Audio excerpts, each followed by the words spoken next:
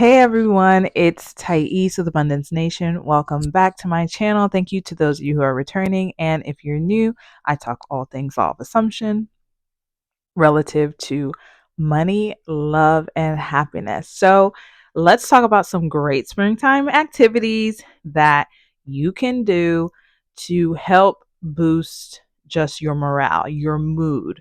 I find that springtime is a great time to be reflective. It's a great time to expect the new, and also springtime is just, it's like that perfect point for me where I feel like the weather is just perfect. It's not too hot, it's not too cold.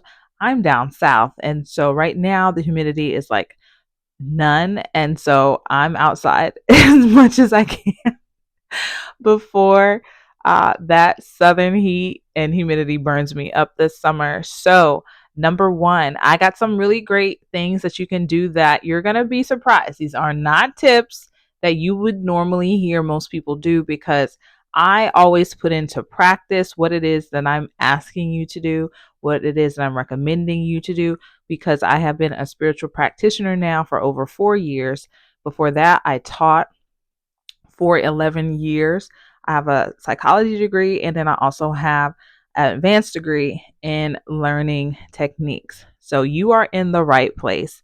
And know that any advice that I share on the law of assumption has been put into practice and will really shift and change your life. So, number one, go to an antique store. Now, you're probably saying, I was not expecting that, because what?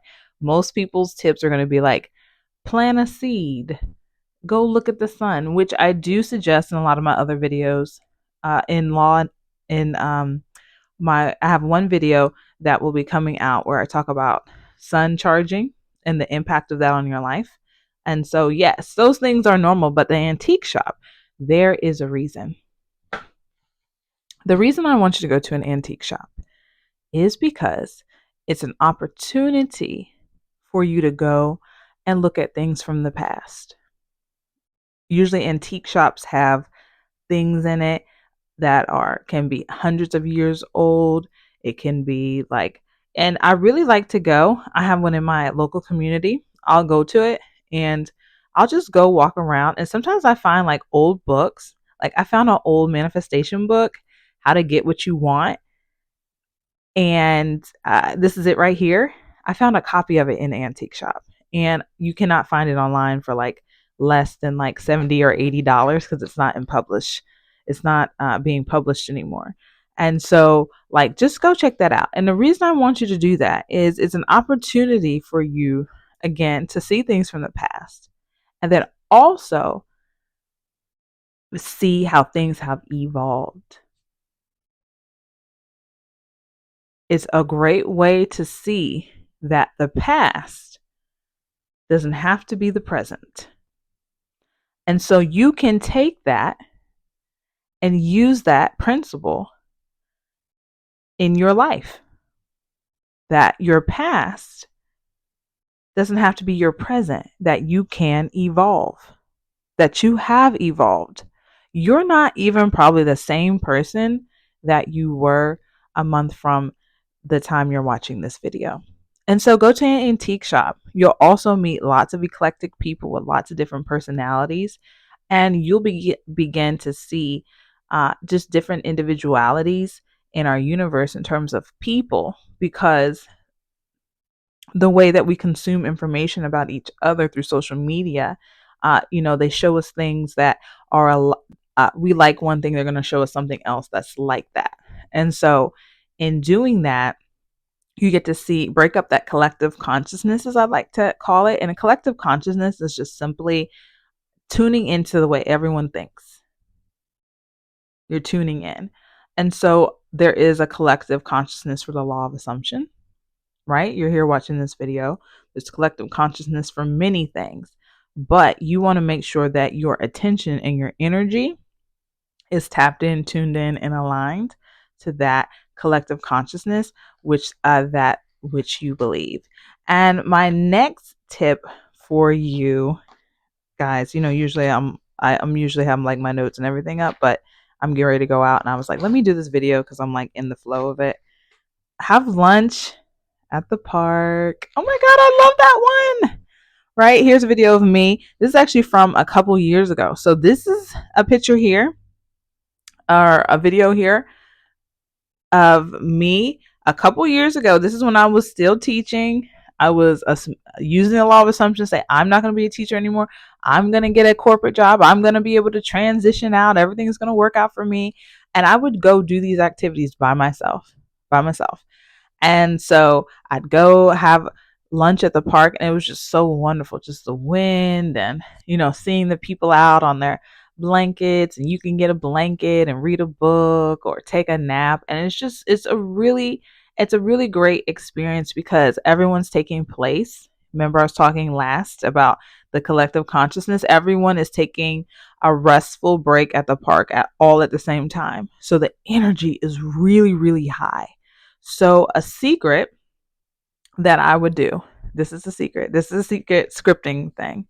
I would go to places and script where the energy was super high vibe, and go into the park or a place where everyone's taking part in collective natural energy is a great place to script. And scripting, just in case you're not sure what it is, it's a form of journaling and manifestation where you're writing as though from the perspective of you that has everything that you want.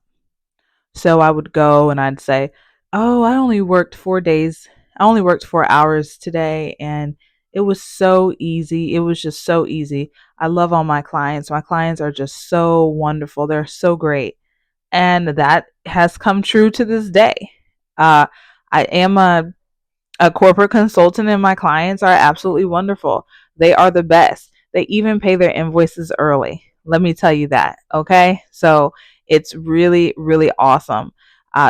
Being not one, being part of that energy, and then two, seeing how it has come to fruition. So definitely go have a picnic at the park. And last, start talking to trees. You got to start talking to the trees. Why do you want to start talking to the trees? Well, there is scientific proof. I always like to throw a little dabble of science in there. There's scientific proof that trees do talk. Trees do talk. And in learning about trees, I remember growing up, I was always very interested because we would learn about the rings. I grew up in California, so we learned about the redwoods and about how old they were and how the trees communicate within their roots. They have a whole communication network, like they can speak. And so, something I started doing a couple years ago, there's a old tree. There's an old tree in my yard. Like, it's the oldest tree on the block. I was like, of course. I was like, I manifested that. And I will go out there, and the tree and I will just have conversations. I'll either sit at the stoop, or I'll either touch it. And so I've been sending like messages back to a tree in Phoenix when I went there. When I stayed with my family, there was a tree there. It was just absolutely beautiful. So I'll even touch and say, send a message to. I'll envision that tree in my mind. I'll say, send a message, let them know I'm okay. I'm coming back. I'm coming back. Right. And so you can just begin to develop a relationship, and your tree will respond. It will respond through wind. You can really feel the energy in response when you're having conversations, because guess what? They have their own network. So then you're taking place and communicating with millions of trees all over wherever. Think about that. And so I'll go out there and say, I'm making progress on my goals. Thank you so much. Tell everyone the leaves are looking beautiful. Thank you so much for the grass and the flowers and the da da da da da. And you can just share gratitude. And I promise you, the energy of your home, the energy of your property, I don't care if you're in an apartment building, I don't care if you're renting a room in a house. I rented a room in a house when I first got out on my own. Like, there's stories, okay, until I got to where I am now. But you can just, wherever you are, go out there and start creating a relationship with the trees in your neighborhood. And who cares what people think? They used to laugh and talk about tree huggers and all that kind of stuff. But remember, this is your reality. People are only going to react how you expect them to react because you are the operant power. So, in going to these things, set an intention. Like when you're going to the antique store, say, show me something I grew up with that really meant a lot to me.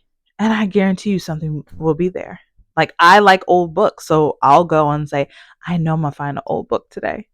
Just like I shared, I found that one book. And so you can set an intention and do that even at the park. I'm gonna set the intention that the using this wonderful manifestation scripting energy with everyone taking collective practice in nature is gonna manifest. And so, and then talking to the tree, I know talking to the trees builds, it builds one with nature, and nature is one with me. And I know nature is a high vibration. And so everything just continues to come together. So, those are some of the earthy things, different things that I do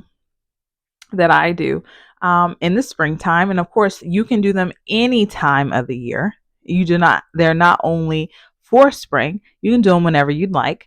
And in doing these things, you will find that uh, those next few weeks, next few days of your life are really going to shift, and you will feel lighter, you will feel brighter, and you will find that you will shine bright like a diamond. So always assume the magic and know that everything is working in your favor. This is Thais. Thank you so much. Make sure you like and subscribe, and I'll see you next time. Bye.